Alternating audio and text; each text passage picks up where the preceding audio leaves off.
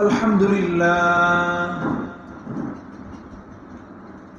لله نحمده ونستعينه ونستغفره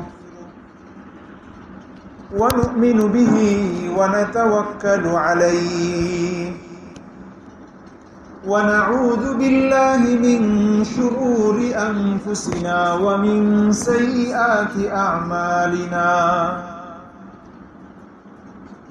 من يهده الله فلا مضل له ومن يضلله فلا هادي له ونشهد أن لا إله إلا الله وحده لا شريك له ونشهد أن سيدنا وسندنا وحبيبنا ومولانا محمدا عبده ورسوله أما بعد فقد قال الله تعالى في كلامه المجيد وفرقانه الحميد أعوذ بالله من الشيطان الرجيم بسم الله الرحمن الرحيم قل هل يستوي الذين يعلمون والذين لا يعلمون وقال رسول الله صلى الله عليه وسلم كن عالما أو متعلما أو معينا أو محبا ولا تكن خامسا فتهلك وقال رسول الله صلى الله عليه وسلم من عادى لي وليا فقد آذنته بالحرب أو كما قال عليه الصلاة والسلام آمنت بالله صدق الله العلي العظيم وصدق رسوله النبي الأمي الكريم اللهم صل على محمد وعلى آل محمد كما صليت على إبراهيم وعلى آل إبراهيم إنك حميد مجيد اللهم بارك على محمد وعلى آل محمد كما باركت على إبراهيم وعلى آل إبراهيم إنك حميد مجيد بلغ العلا بكماله كشف الدجى بجماله حسنت جميع خصاله صلوا عليه وآله মুআজ্জাজ মুহতারাম সম্মানিত মুসল্লিয়ান কিরাম সর্বপ্রথম মহান রব্বুল আলামিনের শাহী দরবারে লাখো কোটি শুকরিয়া আদায় করি যিনি আমাদেরকে আল্লাহর ঘর মসজিদে নিয়ে এসে পবিত্র জুমা নামাজের পূর্বে কিছু দিনী কথাবার্তা বলা এবং শোনার তৌফিক দিয়েছেন সেজন্য দিল থেকে শুকরিয়া আদায় করে বলি আলহামদুলিল্লাহ।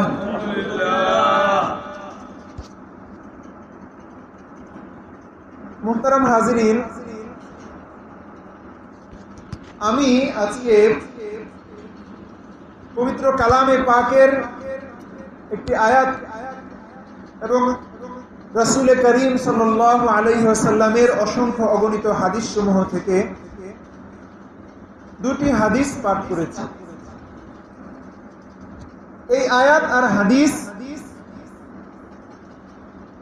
সবকিছুই যে বিষয়ের উপরে নির্বাচন করে সেটা হচ্ছে আলেম, উলামা, উলামায়ে কেরাম, মাদ্রাসার তালিবুল ইলম এবং অন্যান্য যারা ইলমের সাথে সম্পর্ক রাখেন তাদেরকে নিয়ে।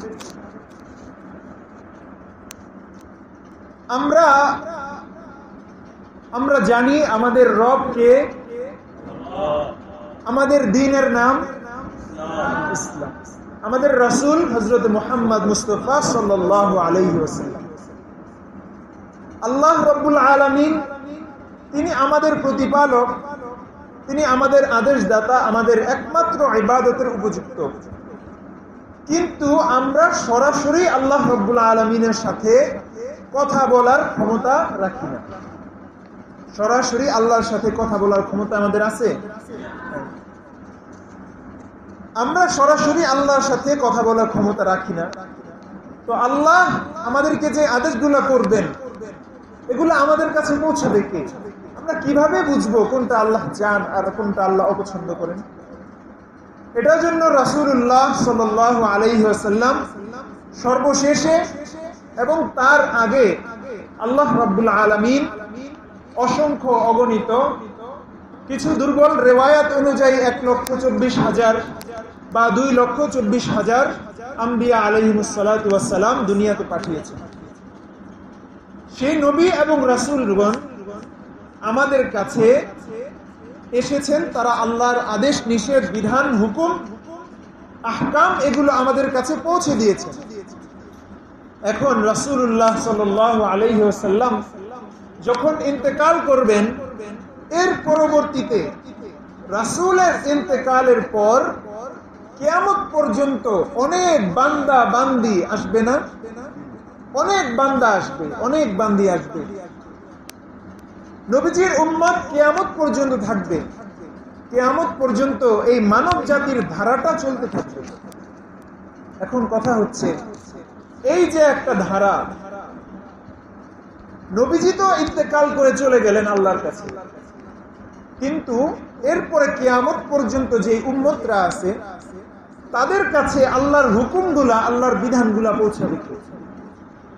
এজন্যই রাসূলুল্লাহ সাল্লাল্লাহু আলাইহি ওয়াসাল্লাম অন্যান্য মানুষ মারা গেলে যেমন তার একটা মিরাস রেখে যায়, কিছু ত্যায্য সম্পত্তি, পরিত্যক্ত সম্পত্তি রেখে যায়, যেটাকে আমরা মিরাস বলি, তেমন রাসূল করিম সাল্লাল্লাহু আলাইহি ওয়াসাল্লাম ইন্তেকালের সময়ে হযরত আবু বকর সিদ্দিক রাদিয়াল্লাহু আনহু গিয়ে যখন প্রশ্ন করলেন, ইয়া রাসূলুল্লাহ, আপনার যেসব সম্পদ কিছু না কিছু তো থাকবে আপনার ইন্তেকালের পর, ওই সম্পদগুলো আমরা কি করব?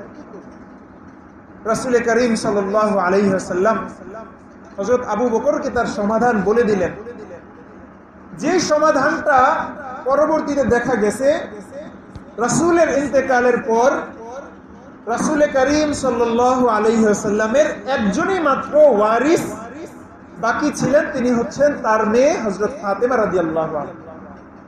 রাসূলের প্রিয় মেয়ে হযরত ফাতেমা জান্নাতি নারীদের সর্দার।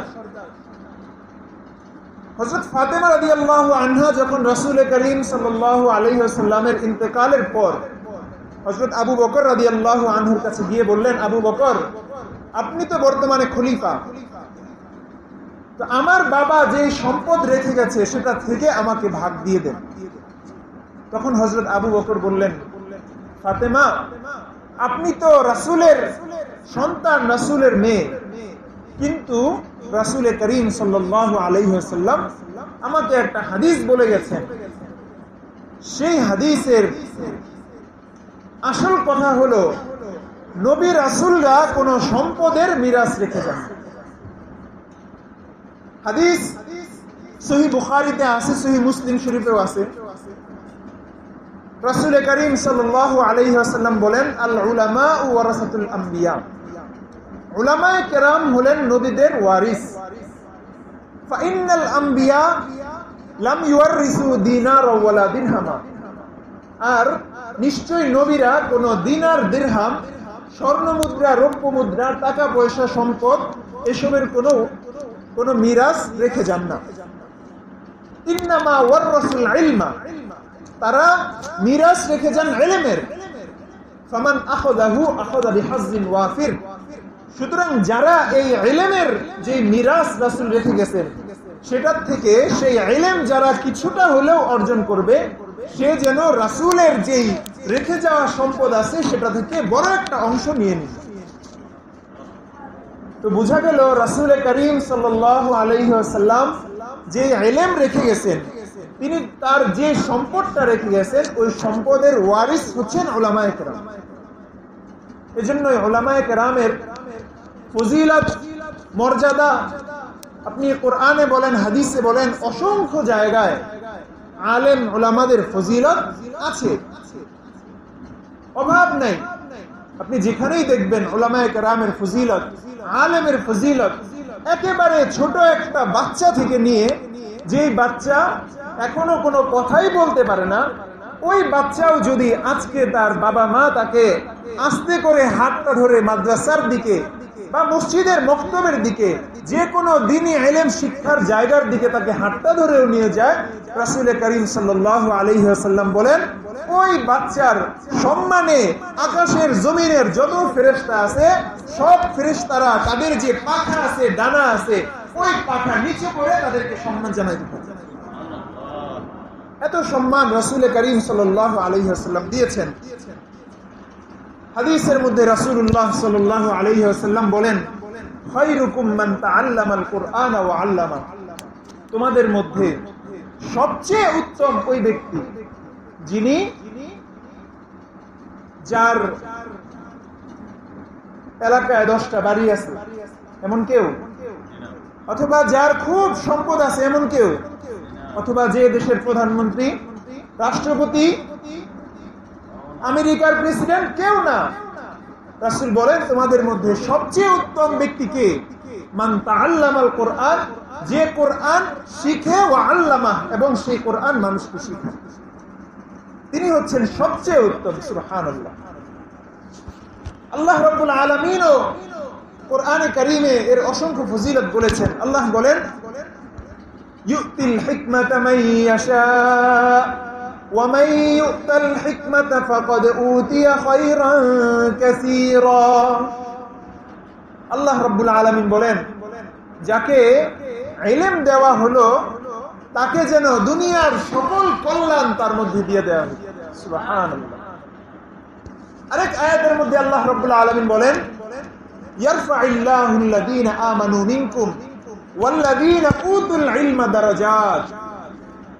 আল্লাহ রাব্বুল আলামিন তোমাদের মধ্যে কিছু লোকের মর্যাদা কিছু লোকের চেয়ে বাড়ান, আবার কিছু লোকের মর্যাদা অন্যদের চেয়ে কমিয়ে রাখেন। এটা কাদেরটা করেন? আল্লাহ বলেন, ওয়াল্লাযীনা উতুল ইলমা দারাজাত, যাদেরকে ইলম দেওয়া হয়েছে অন্যান্যদের থেকে তাদের অনেক অনেক মর্যাদা আল্লাহ রাব্বুল আলামিন দিয়ে দেন। এজন্যই মুফাসসিরিনে কেরাম বলেন, এখানে যেহেতু অনেক মর্যাদার কথা আসছে, এটার দ্বারা বোঝা যায় মানুষ ইলমের পথে যত বেশি থাকবে তার মর্যাদা দিন দিন আল্লাহর কাছে বাড়তেই থাকবে। সুবহানাল্লাহ। হাদিসের মধ্যে রাসূলুল্লাহ সাল্লাল্লাহু আলাইহি ওয়াসাল্লাম বলেন, মান সালাকা তরিকান ইয়ালতামিসু ফীহি ইলমা, মান সালাকা তরিকান ইয়ালতামিসু ফীহি ইলমা, যে ব্যক্তি ইলম শিক্ষা করার জন্য কোন একটা রাস্তায় চলা আরম্ভ করলো, যে ব্যক্তি ইলম শিখার জন্য কোন একটা রাস্তায় চলা আরম্ভ করলো, রাসূল সাল্লাল্লাহু আলাইহি ওয়াসাল্লাম বলেন, সাহহালাল্লাহু লাহু তরিকান ইলাল জান্নাহ, আল্লাহ রাব্বুল আলামিন তার জন্য জান্নাতের রাস্তাকে সহজ করে দেন। সুবহানাল্লাহ। ওয়া ইন্নাল মালাইকাতা লা তাদাউ আজনিহাতাহা রিদান লিতালিবিল ইলমি, শুধু যে আলেম হবে, যে ইলমের পথে চলবে, তার জান্নাতের রাস্তাই শুধু আল্লাহ রাব্বুল আলামিন সহজ করে দেন না, বরং দুনিয়াতেও তার মর্যাদা অনেক বাড়িয়ে দেন। এমন হয়, ইন্নাল মালাইকাতা, নিশ্চয়ই ফেরেশতারা, লা তাদাউ আজনিহাতাহা রিদান লিতালিবিল ইলমি, একজন তালিবুল ইলম বা একজন ইলমে দ্বীন শিক্ষার্থী যেন খুশি হয়, সন্তুষ্ট হয়, এজন্য একজন ইলমে দ্বীন, একজন আলেম যখন রাস্তা দিয়ে হাঁটতে থাকেন, তখন রাসূল সাল্লাল্লাহু আলাইহি ওয়াসাল্লাম বলেন, আসমানের জমিনের সকল ফেরেশতারা তাদের ডানাকে নিচু করে দিয়ে তাকে সম্মান জানাইতে থাকেন। এবং ওয়ায়াস্তাগফিরু লাহু মান ফিস সামাওয়াতি ওয়াল আরদি হাত্তাল হিতান।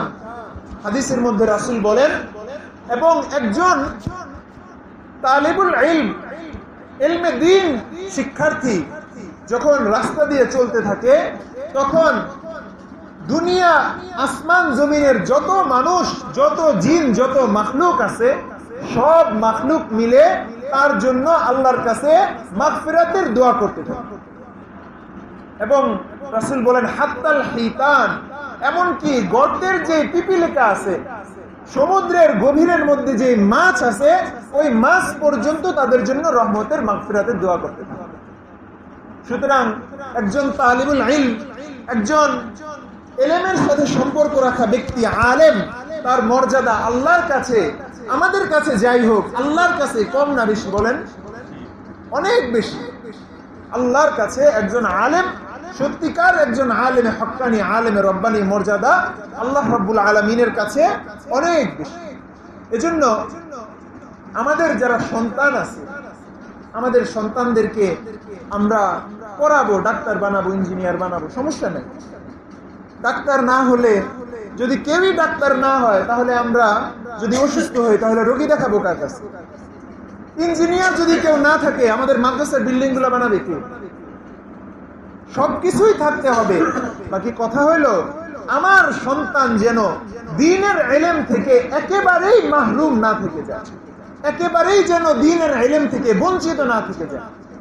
হ্যাঁ, সন্তানকে আমি পরবর্তীতে যদিও পড়াই, ইঞ্জিনিয়ারিং পড়াবো জায়েজ পদ্ধতিতে, হালাল পদ্ধতিতে, ছেলে মেয়ে একসাথে যেখানে হয় না, ফ্রি মিক্সিং যেখানে নাই, ওই সব জায়গায় আমি যদি আমার সন্তানকে গিয়ে ডাক্তার বানাই, ইঞ্জিনিয়ার বানাই, সমস্যা নাই। কিন্তু দ্বীনের সাথে একটা, ইলমের সাথে একটা সম্পর্ক যেন আমার সন্তানের অবশ্যই থাকে।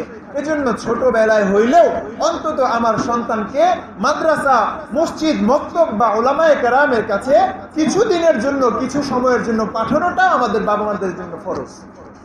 এটা আমাদের বুঝে রাখতে হবে। কিছুদিনের জন্য হোক, সেটাও পাঠানো আমাদের জন্য ফরজ।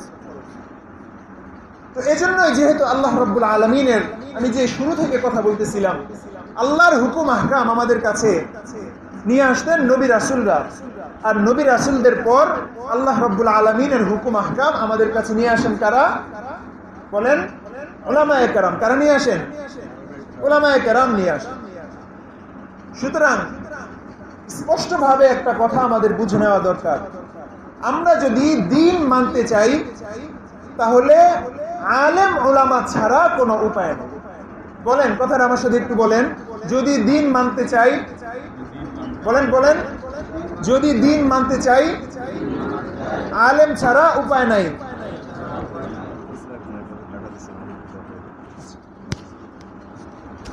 যদি দ্বীন মানতে চাই আলেম ছাড়া উপায় নাই।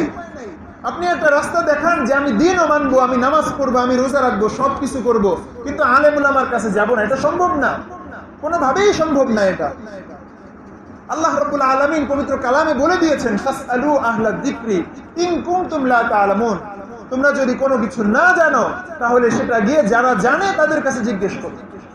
সুতরাং আমাদের যারা আমরা সাধারণ মানুষ আছি, আমাদের জন্য সবকিছু দ্বীনের বিধিবিধান কি কিতাবাদি থেকে বা কোরআন হাদিস থেকে বের করা কি সম্ভব? আমাদের জন্য এগুলো বের করা সম্ভব না।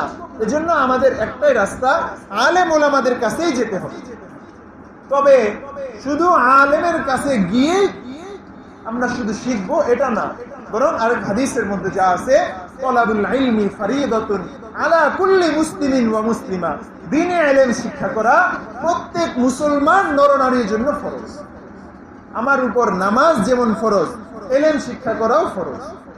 আমার উপর রোজা যেমন ফরজ হয় রমজানে, ইলম শিক্ষা করাও আমার উপর ফরজ।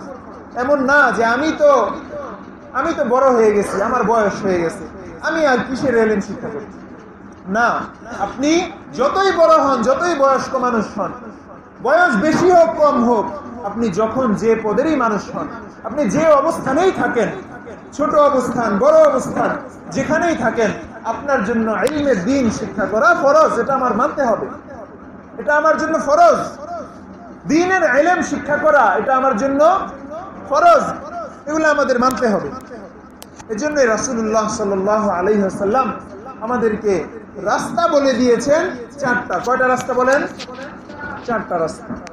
রাসূল করিম সাল্লাল্লাহু আলাইহি ওয়াসাল্লাম বলেন, কুন আলিমান আও মুতাআল্লিমান আও মুঈনান আও মুহিব্বা। কুন আলিমান আও মুতাআল্লিমান আও মুঈনান আও মুহিব্বা ওয়ালা তাকুন খামিসান ফাতুহলিক।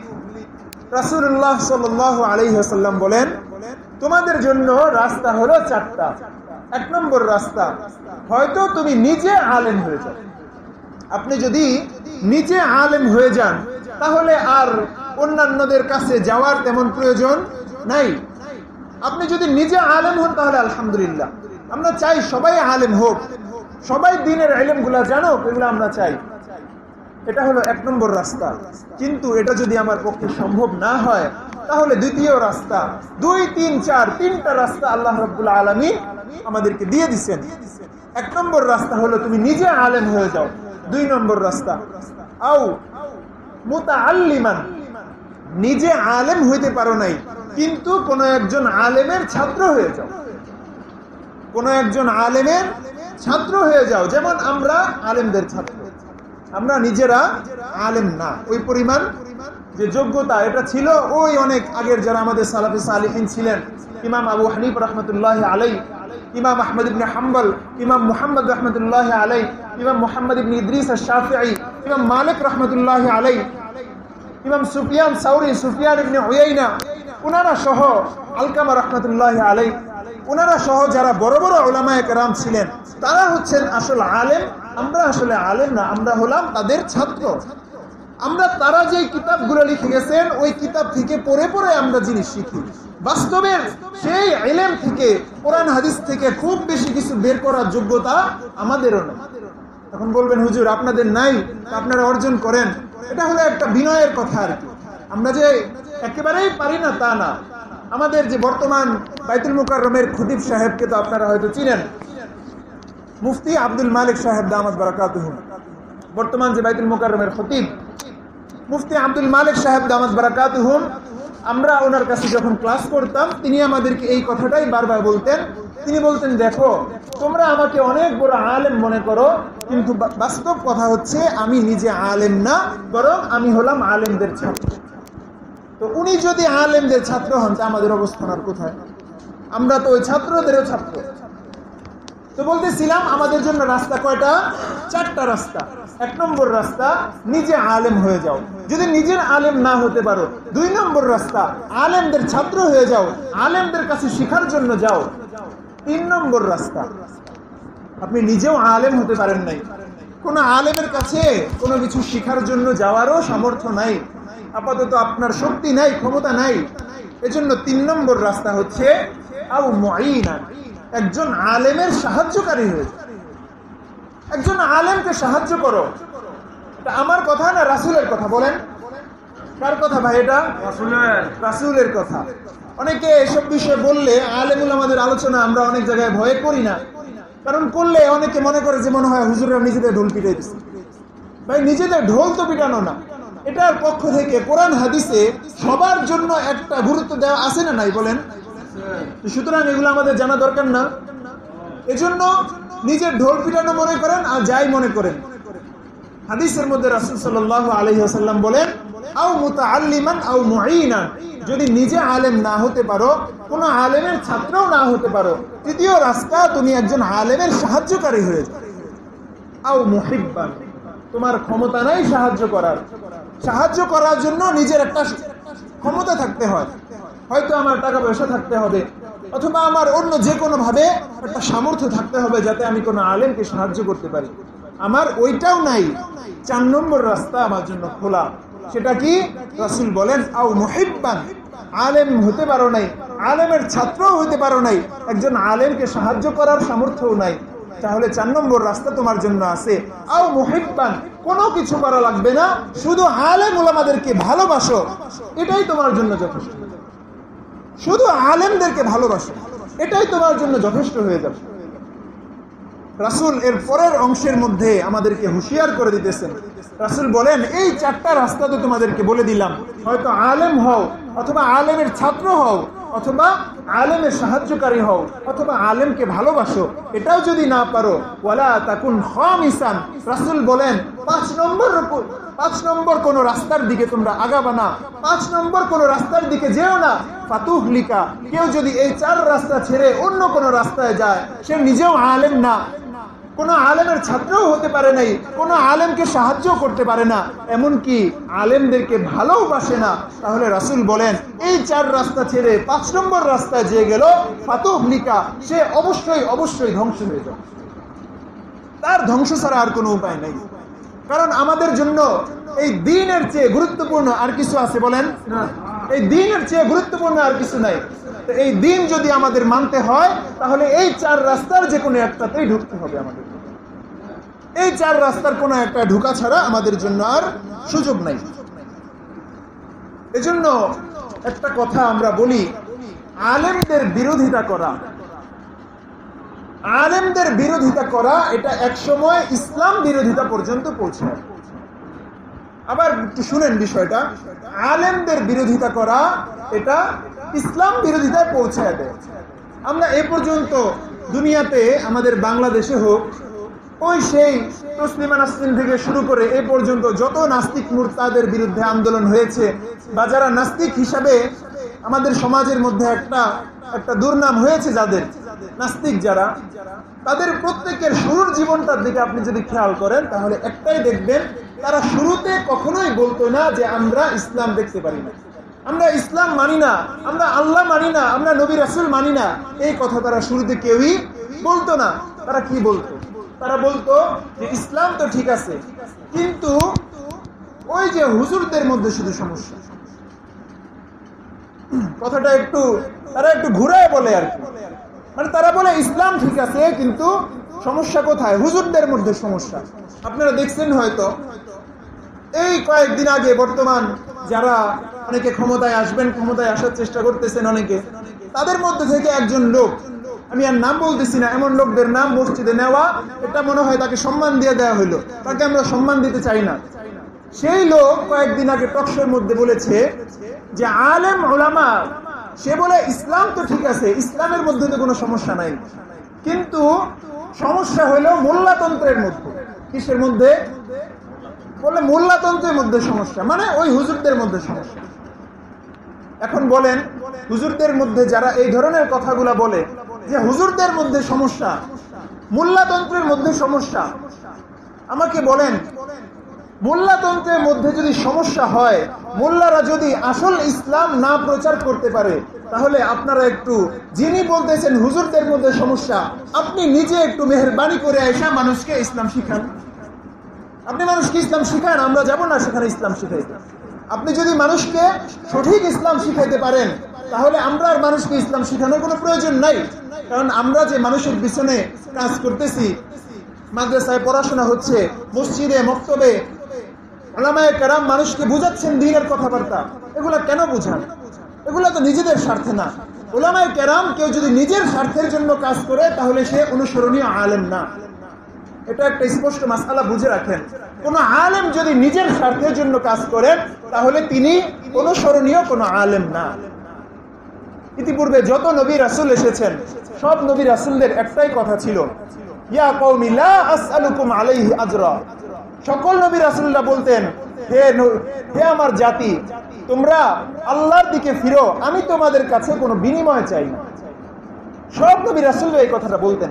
সূরা ইয়াসিনের 2য় পৃষ্ঠা একেবারে শেষের দিকে আয়াত আছে, আল্লাহ রাব্বুল আলামিন বলেন, ইত্তাবিউ মান লা ইয়াসআলুকুম আজরা ওয়া হুম মুহতাদুন।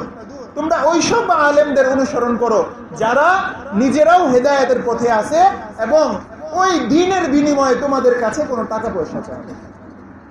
দ্বীনের বিনিময়ে তোমাদের কাছে কোনো টাকা পয়সা চায় না। এখন এটা থেকে আবার অনেকে বুঝে নিবে যে মাদ্রাসায় মনে হয় কোনো দান সৎকার করার দরকার নেই।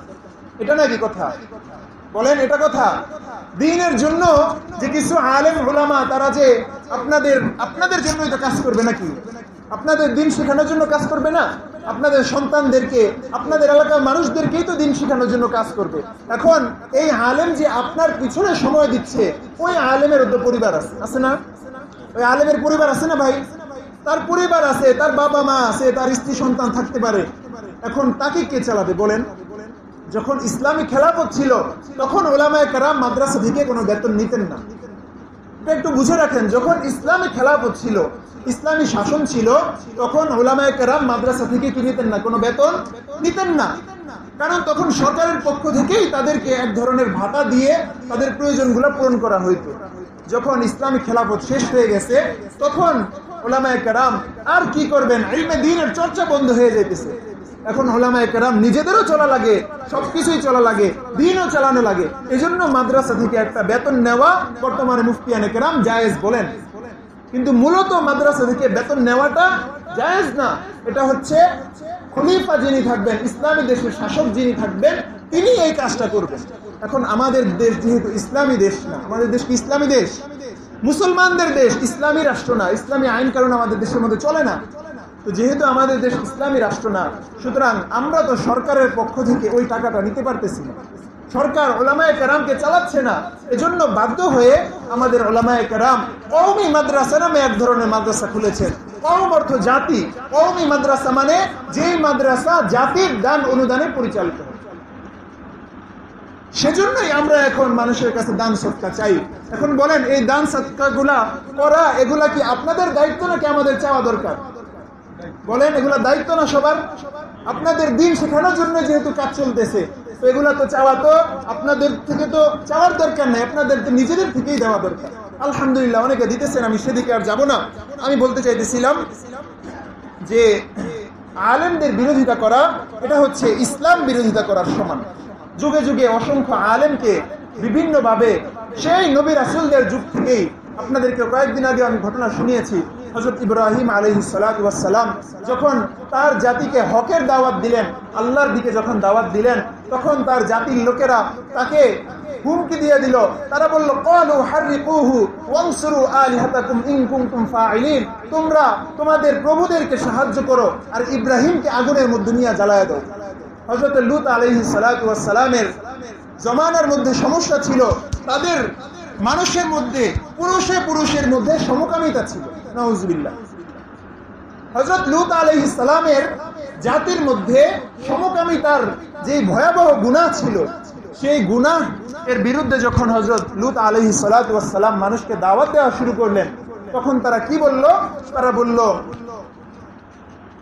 قال الملأ الذين استكبروا من قومه لنخرجنك يا لوط। তারা বলতেছিল যে তোমরা লূতকে এই এলাকা থেকে বের করে দাও।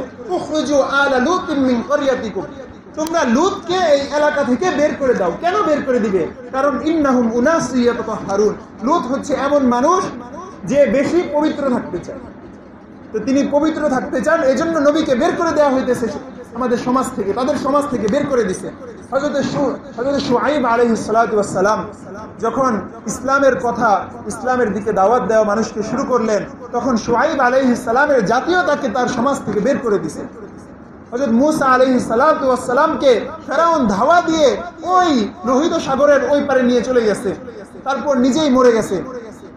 এভাবে যুগে যুগে, প্রত্যেক যুগে আমাদের নবী হযরত মুহাম্মদ সাল্লাল্লাহু আলাইহি ওয়াসাল্লাম দ্বীনের জন্য, ইসলামের জন্য অনেক কষ্ট করেছেন। উহুদের ময়দানে তার দান মুবারক শহীদ হয়েছে। উহুদের ময়দানে মাথার ভিতরে লোহার পেরেক অনেক ভিতরে পর্যন্ত ঢুকে গেছে। 3 বছর না খেয়ে, গাছের পাতা খেয়ে, ছাগলের লেদার মতো লেদা দিতে হয়েছে। এত খারাপ অবস্থা নবী রাসূলদের হয়েছে। তো নবী রাসূলদের যে অবস্থা হয়েছে, যেভাবে যুগে যুগে উলামায়ে কেরামকে, নবী রাসূলদেরকেও যেভাবে বিপদে ফেলা হইতো, বিভিন্ন অপবাদ দিয়ে দেওয়া হইতো, বর্তমানেও সেই অবস্থায় চলতেছে। উলামায়ে কেরাম যদি একটু হক কথা বলে, তাহলে উলামায়ে কেরামকে বিভিন্ন অপবাদ দেয়, জঙ্গি অপবাদ দেয়, মৌলবাদী অপবাদ দেয়, সন্ত্রাসী অপবাদ দেয়। এসব অপবাদ দিয়ে দিয়ে উলামায়ে কেরামকে দ্বীনের কথা বলা থেকে দূরে রাখার চেষ্টা করতেছে। এগুলা চলতেছে সব জায়গায়। আপনারা দেখেছেন হয়তো, এই 2019 সালে যখন আগের সরকার ছিল, তখন তারা রাস্তায় রাস্তায়, আমরা দেখেছি শাহবাগে বা পুরান ঢাকায় গুলশানে দেখা যেত যখন বাস দিয়ে যাওয়া হইতো, ওখানে দেখতাম বড় করে লিফলেট টানানো আছে। লিফলেটের মধ্যে লেখা হলো জঙ্গিবাদের লক্ষণ সমূহ, জঙ্গিবাদের আলামত। জঙ্গিবাদ মানে কোন কোন লোকটা জঙ্গি কিভাবে বুঝবেন? নাউজুবিল্লাহ, আপনি যদি এগুলা পড়েন তাহলে দেখবেন কিভাবে মানুষকে ইসলাম থেকে দূরে সরানোর চেষ্টা করতেছে। ওখানে লেখা কয়েকটা দিছে, দেওয়ার পরে তারা ওই 3 নম্বর না 4 নম্বরে ছিল, জঙ্গিবাদের একটা লক্ষণ হইল তারা টাকনুর নিচে, পুরুষেরা টাকনুর নিচে কাপড় পরতে চায় না, টাকনুর উপরে কাপড় পরে, এটা জঙ্গিবাদের লক্ষণ। মাথায় সব সময় টুপি রাখতে চায়, এটা জঙ্গিবাদের লক্ষণ, এটা জঙ্গি হওয়ার লক্ষণ। মুখে সে দাড়ি কাটে না, সে দাড়ি রাখতে চায়, এটা জঙ্গি হওয়ার লক্ষণ। সব সময় নামাজ পড়ে, তার বাড়ির লোকেরা নামাজ পড়ুক আর না পড়ুক, সে না একা একা নামাজ পড়তে চলে যায়, এগুলো নাকি জঙ্গিবাদের লক্ষণ। এখন বলেন, এগুলা যদি জঙ্গিবাদের লক্ষণ হয় তাহলে আমরা সবাই জঙ্গি না? বলেন, আমরা সবাই জঙ্গি না? তাহলে আপনারা দেখেছেন গত জুলাইয়ে যখন সরকার বলেছিল যে রাজাকার, তখন একটা মিছিল শুরু হয়ে গেছিল যে তুমি কে আমি কে, রাজাকার রাজাকার, একটা মিছিল হয়েছিল না? এখন তো আমাদের এই অবস্থাই হয়ে গেছে। এই কয়েকদিন আগেও কয়েকজন আলেম, মুফতি রাজাউল করিম আবরার সাহেব সহ আরো কয়েকজন আলেমকে, তাদেরকে জঙ্গি হিসেবে একটা মামলা দিয়ে দিচ্ছে। ওই যে সেই আগের সরকারের সময়ে যেই কাহিনী চলতেছিল, উলামায়ে কেরামকে মিম্বরে 1-2টা কথা বলার আগেই বিভিন্ন গুম করে খুন করে তাদেরকে নিয়ে যাওয়া হইতো, ওই অবস্থা এখন আবার শুরু হয়ে গেছে। এজন্যই বলতেছিলাম যে আলেমদের মর্যাদা বোঝা আমাদের জন্য দরকার। আলেমরা যদি আজকে আমাদেরকে দিন না বোঝান, দিনের হক কথাগুলো যদি আমাদেরকে না বলেন, আমাদের বিরুদ্ধে অনেক কথাবার্তা আসে, তারপরেও আমাদের হক কথাগুলো বলতে হয় কেন? মুফতি মনজুর মেঙ্গুল দামাত বারাকাতুহুম হযরত একটা কথা বলেন যে আমাদের হক কথাগুলা বলার দরকার এজন্য হয় কারণ আমরা যদি মানুষের কাছে হক কথাগুলা বলি তাহলে মানুষ আমাদেরকে জুতা মারে, কিন্তু যদি আমরা হক কথা না বলি তাহলে আল্লাহর পক্ষ থেকে আমাদেরকে জুতা মারা হয়। এখন আমরা কি মানুষের জুতার ভয়ে আল্লাহর জুতা খাওয়ার জন্য রাজি হব নাকি? আল্লাহর জুতা খাওয়ার জন্য তো আমরা রাজি হতে পারি না। মানুষ আমাদেরকে যা কিছুই বলুক, আমাদেরকে হক কথা তো ভাই বলেই যেতে হবে। এজন্য উলামায়ে কেরামের সাথে বিভিন্ন সময় বিভিন্ন ধরনের দুশ্মনী। মানুষ এসে বলে, হুজুর আপনারা সব জায়গায় ইসলাম কেন টেনে আনেন? অথচ বলেন, সব জায়গায় ইসলাম টেনে আনা যদি কারো কাছে সমস্যার মনে হয়, সে কি আর মুসলমান থাকতে পারে? সে আর মুসলমান থাকতেই পারবে না। সব জায়গায় তো ইসলাম থাকবে, ইসলাম তো সব জায়গার জন্যই আসছে। তারা বলে ইসলাম সব জায়গায় কেন টেনে আনেন? এই লোকেরাই আবার যখন মারা যায় তাদের জানাজা পড়ানোর জন্য ওই আলেমদেরকেই যাওয়া লাগে, ওই আলেমকেই তার জানাজা পড়ানোর জন্য যাওয়া লাগে, ওই আলেমকেই নিয়ে দাওয়াত করে বলে যে হুজুর আপনি একটু দোয়া করে দেন, আল্লাহ যেন তাকে জান্নাত নসিব করবে। আমাদের এক উস্তাদ ছিলেন, আমাদের এলাকার এক নেতার ভাই ছিল, সে প্রায় সময়ই এক ধরনের ধমকি দিত যে এই মোল্লাদেরকে দেরা ঠ্যাং ঠুং ভাঙ্গে দিবে। এই একটা কথা বলতো। কেন ভাঙ্গে দিবে? কারণ সব জায়গায় শুধু ইসলাম ইসলাম করে। এই লোক কয়েকদিন পরে মারা গেছে। এখন তার জন্য কি আর হেদায়েতের দোয়া করা যাবে? তার জন্য হেদায়েতের দোয়া করা বা সে জান্নাতে যাবে এই দোয়া করার কোনো সুযোগ আছে? সুযোগই নাই। কারণ যে একবার এই কথা বলছে যে সব জায়গায় ইসলাম ইসলাম করে, একবার যে কথা বলছে তার মধ্যে আর ঈমান নাই, সে কাফের হয়ে গেছে। এটা স্পষ্ট বিষয়, এগুলো আমাদের বুঝে রাখতে হবে।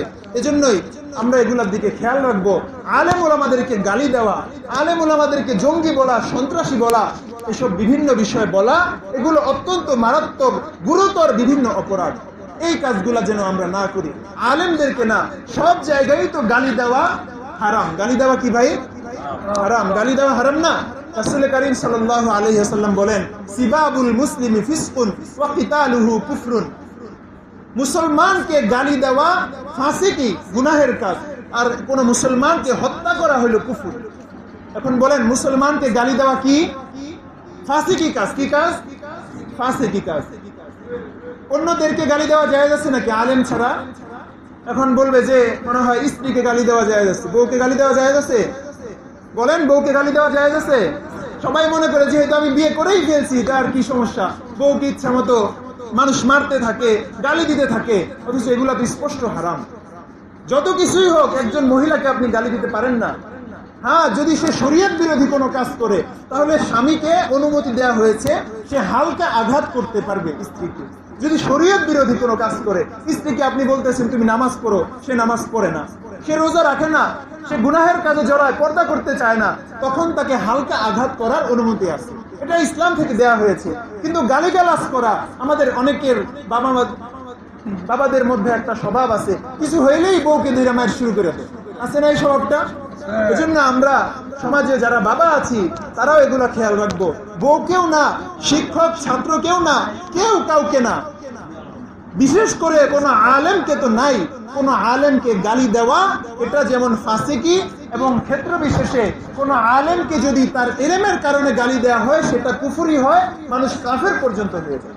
এজন্য আল্লাহ রাব্বুল আলামিন আমাদেরকে হয়তো নিজেরা আলেম হওয়ার তৌফিক দান করেন, অথবা আলেমদের ছাত্র হওয়ার, অথবা আলেমদেরকে মুহাব্বত করার, আলেমদেরকে সাহায্য করার তৌফিক দান করেন। আমিন। ওয়া আখিরু দাওয়ানা আলহামদুলিল্লাহি রাব্বিল আলামিন।